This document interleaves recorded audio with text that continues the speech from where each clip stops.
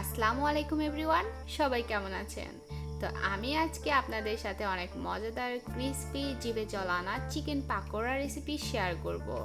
তো চলুন দেখে নেওয়া যাক আমি কিভাবে চিকেন পাকোড়া তৈরি করি এবং কি কি ইনগ্রেডিয়েন্টস এর মধ্যে লাগবে। তো দেখতে থাকুন, আমার সাথে থাকুন।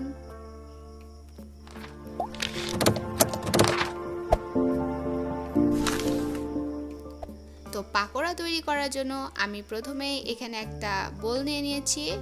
এর মধ্যে আমি এখন চিকেনের ব্রেস্টের যে পিসগুলো থাকে সলিড মাংস সেগুলা নিয়ে নিচ্ছি। এটা কিন্তু আমি একদম কেটে ধুয়ে রেডি করে নিয়েছি। আর আমাদের পাকোড়া তৈরি করার জন্য চিকেনের পিসগুলোকে এভাবে ছোট ছোট করে নিতে হবে, তাহলে কিন্তু পাকোড়াটা অনেক ভালো হবে এবং ভেতর থেকে সেদ্ধ হবে।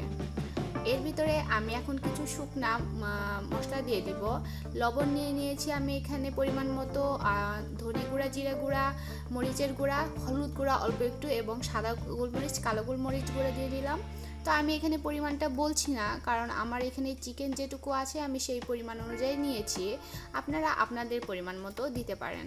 আর এখানে নিয়েছি আদা রসুন বাটা, পেঁয়াজ বাটা এবং টমেটো সস। টমেটো সসটা অনেকে স্কিপ করতে পারেন। আমার পার্সোনালি টমেটো সসের ফ্লেভারটা অনেক ভালো লাগে। তো এরপরে আমি এর ভিতরে কিন্তু দিব হচ্ছে সয়া সস। সয়া সসটা কিন্তু বেশি দেওয়া যাবে না, অল্প পরিমাণ। সয়া সসে এমনিতে অনেকটা লবণাক্ত থাকে, তো আমি সেই অনুযায়ী সয়া সসটা অল্প দিচ্ছি, যেহেতু আমি আগেও লবণ দিয়েছি চিকেনে। এই পর্যায়ে আমি এখানে দিব লেবুর স্লাইসটা আমি একটা দিচ্ছি। আর চিকেন পাকোড়া তৈরি করার ক্ষেত্রে আমাদের কিন্তু অবশ্যই লেবু ব্যবহার করতে হবে। লেবুটার ফ্লেভারই হচ্ছে আসল। আর এখানে আমি জর্দার রং মিশিয়ে রেখেছিলাম পানিতে। জর্দার রং দেওয়ার একটাই কারণ, কালারটা সুন্দর আসবে পাকোড়াতে এবং রেস্টুরেন্টে আমরা যে পাকোড়া খাই সেরকম দেখতে হবে।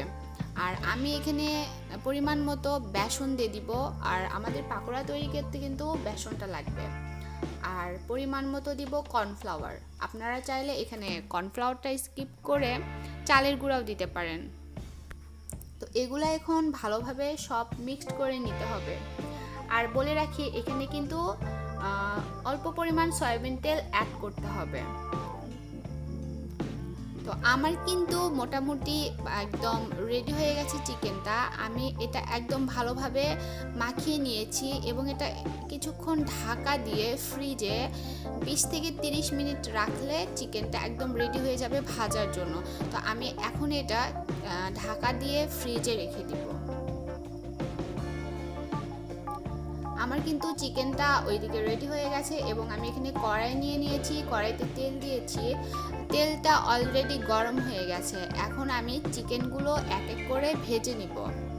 তো এখানে মনে রাখতে হবে আমাদের চুলার আঁচটা কিন্তু একদম মিডিয়াম টু লো রাখতে হবে, একদম হাই করা যাবে না। হাই করলে কিন্তু উপরটা পুড়ে যাবে, চিকেনের ভেতরটা শক্ত থেকে যাবে এবং সেদ্ধ হবে না। আর আমরা যদি অল্প আঁচে এটা ভাজি তাহলে উপরে ক্রিসপি হবে এবং ভেতরে অনেক সফট হবে। তো আমি এরকম করে আস্তে আস্তে করে এগুলা নাড়াচাড়া করে নিব এবং ভেজে নিব। আমি এভাবে সবগুলা চিকেন পাকোড়া ভেজে নিব। তো প্রথম ব্যাচটা আমার ভাজা হয়ে গেছে। এভাবে আমি এক এক করে সব ভেজে নিব। আমি কিন্তু কোনোভাবে এখানে চুলার আঁচটা জুড়ে দিই নাই, একদম আস্তে দিয়ে ভেজে নিচ্ছি।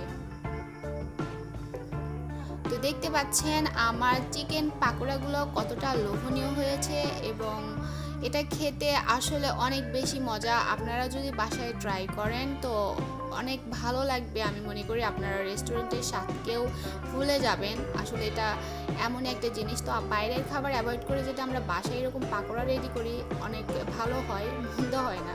তো আজকে আমি এই পর্যন্তই। সবাই ভালো থাকবেন, সুস্থ থাকবেন। আসসালামু আলাইকুম।